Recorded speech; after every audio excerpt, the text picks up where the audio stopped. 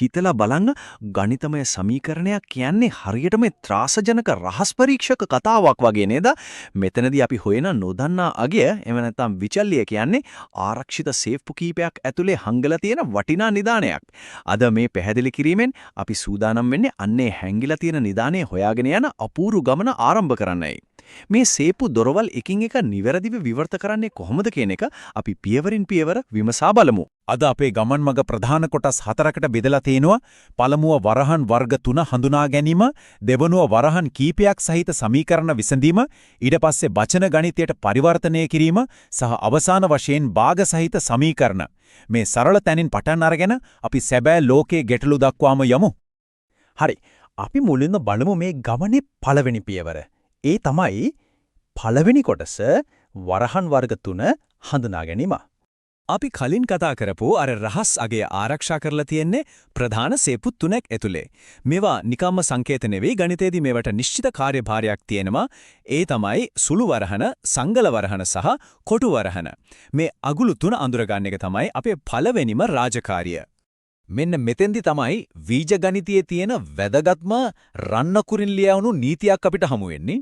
මේ සේපු විවෘත කරනකොට අනිවාර්යයෙන්ම පිළිපැදිය යුතු නිශ්චිත අනුපිළිවෙලක් තියෙනවා. සාර්ථකව විචල්්‍ය හොයාගන්න නම් මුලින්ම සුළු වරහනත්, දෙවනුව සංගල වරහනත්, අවසානයේට කොටු වරහනත් කියන මේ වෙනස් කරන්න බැරි අනුපිළිවෙලටම ඒවා ඉවත් කරන්න ඕනේ. මේක තමයි මුළු බදනමම. දැන් අපි බලමු මේ ඉගෙනගත්තු රන් නීතිය ඇත්තම සමීකරණයකට යොදාගන්නේ කොහොමද කියලා. දෙවෙනි කොටස වරහන් කිහිපයක් සහිත සමීකරණ විසඳීම. සරල විචල්‍යයක් වටා සංකීර්ණ ඉබියතරක් පියවරෙන් පියවර ගොඩනැගෙන හැටි ඇතරම හරිම ලස්සනයි. මුලින්ම නොදන්නා සංඛ්‍යාව x කියලා අරගෙන ඊට පස්සේ ඒකට 3ක් එකතු කරලා ඒක දෙගුණ කරලා එකක් අඩු කරලා ආයමත් ඒ මුළු අගේම 5 ගුණය අරගෙන අන්තිමට දෙකත් එකතු කරනවා. බලන්න මේ හැම පියවරකදීම අලුත් වරහනක් එකතු වෙමින් අපේ ගණිතමය ප්‍රකාශනය කොච්චර ලෝකුවට වර්ධනය වෙනවද කියලා. අන්තිමට මේ ඔක්කොම 44ට සමාන කරනවා. දැන් තමයි නියම වැඩේ තියෙන්නේ. මේ විදිහට හදපු අගුල අපි අරින්නේ කොහොමද? මෙතනදී වැදගත්ම දේ අපේ ක්‍රමානුකූල බව. අර කලින් කතා කරපු විදිහටම මුලින්ම සුළු වරහන ඉවත් කරනවා, ඊට පස්සේ ඒ ඇතුලේ තියෙන දේවල් සුළු කරනවා, ඊළඟට සංගල වරහනත් ඉවත් කරනවා. මේ විදිහට එකින් එක සේප්පු දොරවල් හරියටම විවෘත කරනකොට x සමානයි 2යි කියන අර හැංගිලා තිබුණු වටිනා අගය ඊටාම අලංකාර විදිහට එළියට එනවා. සමහර වෙලාවට මේ අභියෝගවලදී ඊටාම බුද්ධිමත් කෙටි පාරවල් පාවිච්චි කරන්න අපිට පුළුවන්. උදාහරණයක් විදිහට වරහන් ඇතුළට යන්නත් කලින්ම මුළු සමීකරණයම දෙපසින්ම දෙකින් බෙදලා මේක සරල කරගන්න පුළුවන්. දැක්ක නේද? ඒකින් අපි වැඩේ ගොඩක්ම ලේසි වෙනවා. ඊට පස්සේ සුපුරුදු විදිහට වරහන් ඉවත් කිරීමේ නීතියට අනුව ඉදිරියට ගිහින් x සමානයි 3 කියන උත්තරේ කිසිම කරදරයක් නැතුව ලබා ගන්නවා. දැන් තවත් අවස්ථාවක් බලමු. මෙතන සුළු වරහන් කට්ටල දෙකක්ම තියෙනවා. හැබැයි කලබල වෙන්න කිසිම හේතුවක් නැහැ. අපේ ව්‍යුහාත්මක නීතිවලට අනුකූලව ගියොත් ඒ කියන්නේ මුලින්ම ඒ සුළු වරහන් දෙකම එකවර ඉවත් කරලා පස්සේ සංගල වරහන් වලට ගියොත් අපි කෙලින්ම x සමානයි 5 කියන උත්තරයට නිවැරදිවම ළඟා වෙනවා. ව්‍යුහය අනුගමනය කිරීම තමයි මේ හැම දෙයකම රහස. හොඳයි. අපි දැන් මේ ව්‍යුක්ත ඉලක්කම් වලින් පොඩ්ඩක් මිදිලා ඊළඟ අදියරට යමු. තුන්වැනි කොටස වචන ගණිතයට පරිවර්තනය කිරීම. කාට හරි හිතෙන්න පුළුවන් මේ සමීකරණ සැබෑ ලෝකයේදී ප්‍රයෝජනයට එන්නේ කොහොමද කියලා. අපි මෙහෙම හිතමු. වෙලෙන්දෙක්ගේ ළඟ තියෙන පළතුරු තොගයක් ගණනය කරන්න මේ ගණිතමය සූත්‍ර වලට පුළුවන්ද?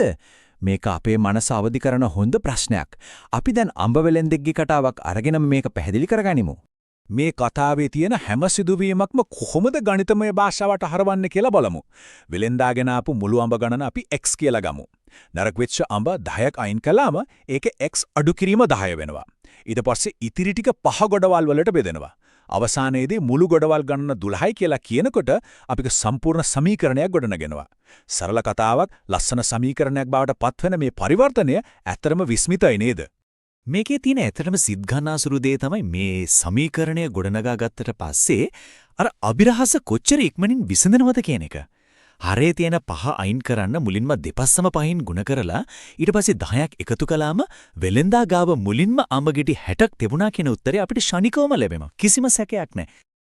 අපි දැන් එළබෙන්නේ අපේ ආද පැහැදිලි කිරීමේ අවසාන අදියරට.